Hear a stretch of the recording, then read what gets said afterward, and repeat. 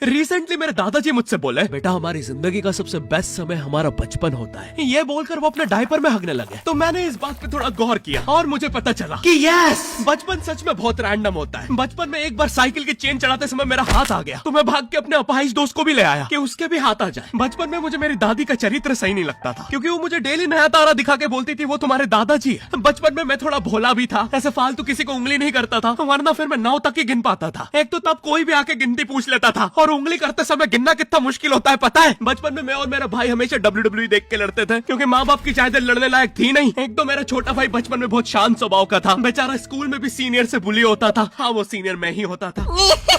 एक बार मुझसे बोलता, भैया डॉक्टर बनना मेरा सपना है। तो मैंने उसे नीट की बुक्स ला दी, तो अब वो उसका पूरा सपना बन गया। अब वो डॉक्टर गेम में भी बीमारी बनता है, और बवासीर पीछे होती है। चिंटू बुक्स नहीं पढ़ रहा है तू? एक बार बेचारा बिस्तर पे गिर के रोने लग गया, तो सब बोलने लग गए कुछ नहीं हुआ, चींटी मर गई, चींटी मर गई। मैं यहाँ सोच रहा हूँ फिर अभी तक हम चींटियों वाले बिस्तर पे क्यों सो रहे थे? हाँ, घर में सबकी पीठ पे ददोड़े हो रखे हैं। हाँ, ये नहीं गिरता तो हमें तो पता ही नहीं चलता बिस्तर पे चींटियां हैं। हम तो सोए जा रहे हैं चींटियों वाले बिस्तर पे। और स्कूल में जब भी ये छोटे भाई पैंट में हक देते हैं, तो बड़े भाई को क्यों बुलाया जाता है? पता है कितनी घनघोर बेइज्जती होती है पूरी क्लास के सामने, और बुलाते भी इतने सस्पेंस है, वो देख के बड़े भाई का हगना निकल जाता है। ऐसे 2 छोटे बच्चे स्लो मोशन में भाग के आ रहे हैं। हाँ, वो उनकी नॉर्मल स्पीड है। मैं देखता हूँ मेरे भाई को क्राइम सीन से 2 पियून पकड़ के ले जा रहे हैं। उसे ब्राउन रंगे हाथों पकड़ लिया गया है। मेरे भाई ने मुझसे जाते जाते कहा, मुझे फंसाया जा रहा है। मुझे पता था इस लेंडे के पीछे की कहानी इतनी सिंपल नहीं हो सकती। कड़ी तहकीकात के बाद मुझे पता चला इस लेंडे के पीछे बड़े बड़े पॉलिटिशियंस, गैंग लीडर्स और माफिया इन्वॉल्व है। मेरा भाई सही कह रहा था, ये उसका लेंडा नहीं है। हैंड्स अप पीटी टीचर, तो वो लेंडा तुम्हारा था। तो तुम्हें पता चल ही गया, तुम मुझे कभी नहीं पकड़ सकते। रुको, भाग गया। जाने दो उसे बेटा, हमने पीटी टीचर के बड़े भाई को बुला लिया है वो लेंडा उठाने।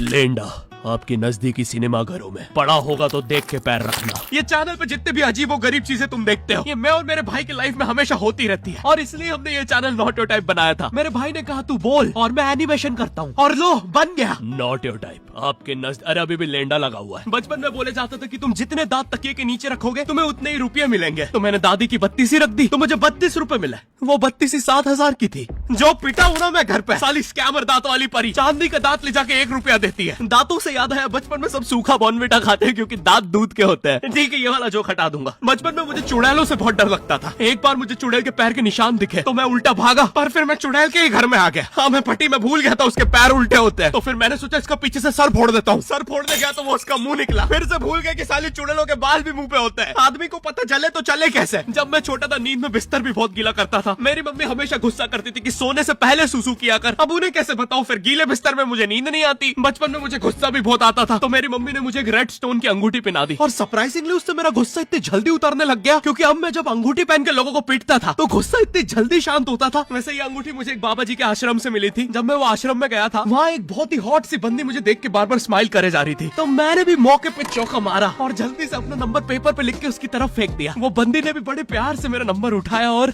खा लिया।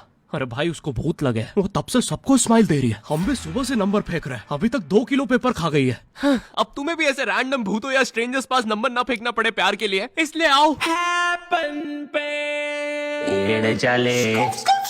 यहाँ तुम्हें मिलते हैं तुम्हारे कॉमन इंटरेस्ट के लोग। मुझे बॉर्नविटा बहुत पसंद है। मुझे भी रोहित। आओ मन बुद्धि हैंडशेक करते हैं। हैपन पे मिलती है आपको उन लोगों की प्रोफाइल्स जिनके साथ आप पाथ क्रॉस करते हैं। यहाँ तुम अपने एरिया के लोगों की प्रोफाइल्स भी देख सकते हो। यही नहीं, जो लोग तुम्हारे फेवरेट स्पॉट पे जा चुके हैं, यहाँ तुम्हें उनकी प्रोफाइल्स भी मिलती है। तो अभी जाकर अपना नेक्स्ट क्रश स्पॉट करो अपने ही मन पसंदीदा स्पॉट पे। तो अभी जाकर डाउनलोड करो, लिंक डिस्क्रिप्शन में। Thank you happen.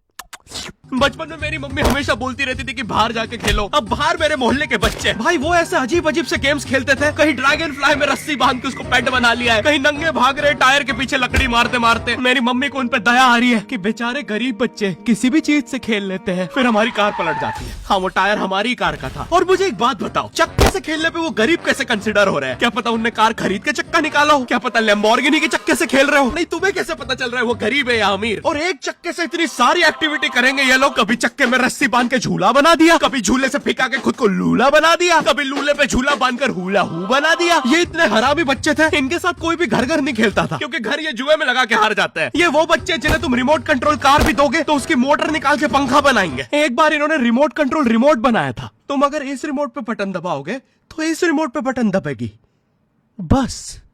ये लोग मकर संक्रांति के दिन पतंग भी लूटते थे दुकानों से। पतंग से याद है मैं बचपन में अपने दोस्त जनक के साथ बहुत पतंग उड़ाता था। जनक गुजराती था और गुजराती लोग तो बहुत बड़े पतंगबाज होते हैं। वो लोग गला काटने के बाद भी काहे पहुंचे चिल्लाते हैं। जनक मेरे घर पे इतना बड़ा गिर्रा लेके आता था पतंग उड़ाने। उस पर पता नहीं कितने 1000 किलोमीटर का मांझा लपटा होता था। हम दोनों का सपना था उस गिर्रे की पूरी ढील देना। एक बार तो गिर्रा खाली होने ही वाला था पर वो पतंग तो घूम के हमारे पीछे से आ गई। हमने हमारी ही पतंग काट दी। तो इस बार हमने सोचा पतंग पूरी परपेंडिकुलर उड़ाएंगे, स्ट्रेट। हमने 2 घंटे ढील दी। वो मांझे में वेव सिग्नल आने लग गए प्राचीन भाषा में। हमें लगा हमने एलियंस ढूंढ लिया, बट फिर धीरे से वो सिग्नल क्लियर हुआ। हमें पता चला हमने कोई नासा का 100 मिलियन का टेलीस्कोप काट दिया।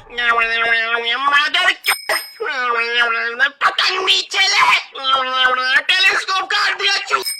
नासा का टेलीस्कोप जैसे ही नीचे गिरा बच्चों से पहले विसरो ने लूट लिया। बहुत वियर्ड था, इतने सारे बुड्ढे छत कूद के भाग रहे थे। एक तो जनक के मांझे में इतनी सारी गठाने होती थी, वो मांझा इतना भारी हो जाता था। हम चौथे माले से पतंग उड़ा रहे, वो दूसरे माले पे उड़ रही है। बचपन में बोला जाता है किसी भी स्ट्रेंजर से बात नहीं करते, तो फिर मैं इशारे करता था। तो फिर दादी मेरे चरित्र पे सवाल उठाती थी। दादी से याद है पुराने जमाने में एंटरटेनमेंट के लिए कुछ होता नहीं था, तो लोग 7-7, 8-8 बच्चे पैदा कर लेते थे ताकि उन्हें जायदाद पे लड़ता देख मजे ले सके। मेरे पापा के 5 भाई और 4 बहनें हैं, टोटल 9 बच्चे। मेरी दादी ने जिंदगी के 9 साल बस बच्चे दिए। दादी ने 9 साल तक पेट में इतनी लाते खाई है, उनके अंदर से एब्स आ गए थे। मेरी दादी लिटरली अंदर से टूट चुकी थी। उनका इतनी बार ऑपरेशन हो रखा है, उनको डॉक्टर ने टाकों की जगह चेन लगा दी थी। भाई आज के जमाने में तो इतने बच्चे कोई पैदा नहीं करता, उल्टा अबॉर्शन करवा लेते हैं। और यस मैं अबॉर्शन बोलूंगा क्योंकि मुझे जेल नहीं जाना। एक तो इंडिया में भी अबॉर्शन करवाना लीगल है, लेकिन बच्चे का जेंडर जानना इलीगल है। मतलब तुम मार तो सकते हो, लेकिन किसे मार रहे हो ये पता नहीं कर सकते। तो देखो अब रिस्क कितना बढ़ गया है। क्या पता अंदर शेर बैठा हो या कोई बड़ा गैंगस्टर, क्योंकि तुम्हें तो पता नहीं है तुम किसकी सुपारी दे रहे हो। क्या पता वो अंदर बंदे लेके बैठा हो। बचपन में सबके मम्मी पापा डराते हैं मस्ती मत करो वरना बोर्डिंग स्कूल भेज देंगे। और मुझे बोर्डिंग स्कूल से इसलिए डर नहीं लगता था कि मैं वहां जाके अपनी फैमिली से दूर हो जाऊंगा। मुझे बोर्डिंग स्कूल से इसलिए डर लगता था क्योंकि वहां पे वो बड़े दांतों वाला ईशान अवस्थी होता है। मैंने पहली बार जब तारे जमीन का ट्रेलर देखा था तो उसमें वो पागल बच्चे ने आतंक मचा रखा था। फिर मैंने मूवी का नाम पढ़ा तारे जमीन पे। मुझे लगा बिछाए होंगे इस पागल को पकड़ने के लिए, शॉक वॉक देना होगा तारों से। इसके तो दांत भी इतने बड़े हैं, सारी तारे काट देता होगा। मुझे ट्रेलर देख के लगा कोई एक्शन मूवी है, आमिर खान जोकर बना हुआ है। मुझे लगा यही तारों का जाल बना के पकड़ेगा पागल को। हाँ ट्रेलर देख के तुम्हें क्या ही समझ में आएगा। एक शॉट में आमिर खान बोल रहा है आपके बच्चे को डिसलेक्सिया है, फिर अगले ही शॉट में जोकर बन के बड़ा मछलियां उड़ती क्यों नहीं। फिर मुझे लगा ये शायद अपने माँ बाप को बोल रहा था। और दया तो मुझे उस लंगड़े बच्चे पे आती है जिसके बगल में ईशान अवस्थी को बिठा दिया था। वो बेचारा उठ के भाग भी नहीं सकता। और मैंने तो सुना था बोर्डिंग स्कूल में बस नॉटी बच्चे जाते हैं, तो फिर इस बेचारे गाय से बच्चे को क्यों यहाँ भेज के रखा है। कोई ऐसा तो नहीं इसके पहले पैर थे और ये बहुत मस्ती करता था तो माँ बाप ने पैर तोड़ के इधर भेज दिया। बस भाई मेरा हो गया है आज का। अगर तुम्हें वीडियो पसंद आई तो यार लाइक मारो। एम करते हैं 7 लाख लाइक्स के लिए। पिछले वीडियो में नहीं आए थे इसलिए अब मैं औकात में आ गया हूँ, इसलिए अभी लाइक मारो। चैनल पे नए हो तो सब्सक्राइब करो। मुझे मुंह दिखाई के लिए 10 मिलियन सब्सक्राइबर्स चाहिए। और हैपन को भी डाउनलोड करना मत भूलना, लिंक डिस्क्रिप्शन में। अब मैं भी जा रहा हूँ, बाय।